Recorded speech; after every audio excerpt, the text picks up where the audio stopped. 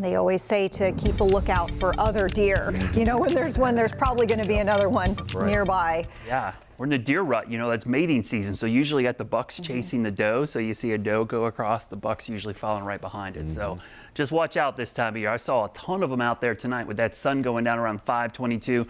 But boy, was it a beautiful evening. Beautiful sky tonight. We had the not the crescent moon, the Venus and Jupiter, Saturn kind of all lined up. They'll be up there again tomorrow night, so you'll get a second chance. But we also had a really cool event down to the south, which I'm going to show you here in a minute. So dressing tomorrow is going to be difficult. You're going to wake up, you're going to want the jacket, the sweater. The kids are going to want it too because it'll be freezing in the morning. But then by the afternoon, those temperatures are in the upper 70s, near 80.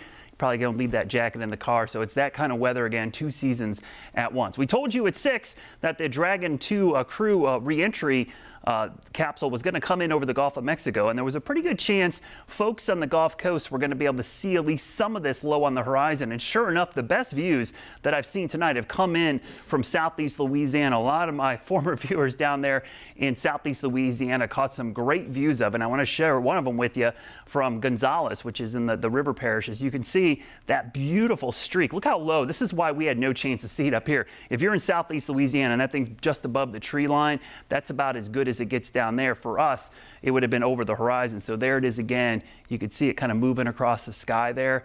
It just looked like a streak with almost like a comet kind of moving across the sky. And again, that as it was slowing down, it was burning up. Basically, the heat shield had heated plasma coming off it as it was slowing down. And that's what they wanted to do because it actually slowed down the capsule from around 17,000 miles per hour to about 350 miles per hour. So pretty impressive out there. And it landed just south of Pensacola, Florida in the Gulf of Mexico. They actually moved the splashdown from east of Florida to the Gulf Coast because that's what it looked like tonight. And that was pretty cool. Had beautiful clear skies to see it across the southeast. High pressure in control again tomorrow. So a huge warm up in the afternoon. But those clouds are going to thicken up again and move across the Carolinas on Wednesday afternoon, maybe some high and mid-level clouds. But it's really Thursday that we start to see changes. Some moisture starts to scoot in here late in the day, and we're going to see a cold front arrive, it looks like Friday morning. So clouds thicken up on Thursday. No issues really tomorrow. We'll see the clouds during the first half of the day, and eventually, I think by dinner time, evening rush hour, we're probably going to see rain. And remember, the sun sets at 5:20, so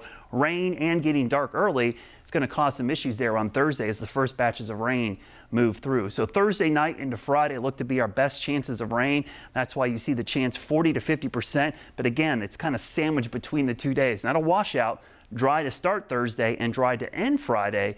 But the time in between is where we'll see the scattered showers. And that's not the only storm system we're going to keep an eye on. That moves through Thursday into Friday, but it's going to exit pretty quickly. Cools down behind it, but it gets really cold later this weekend as this secondary front moves through. And yes, that is snow, maybe some pretty epic lake effect snow coming off the Great Lakes. Remember, they are really warm right now, so that moisture gets picked up and could be deposited in that northwest flow all the way down into the North Carolina mountains. So it's a setup we'll have to watch early next week.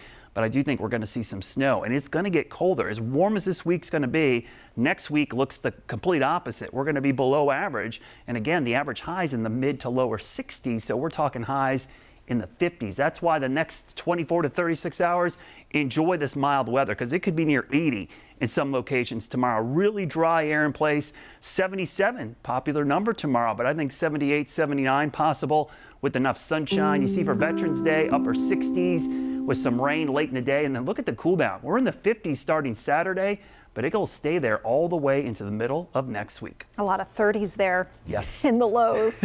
Brad, thank you.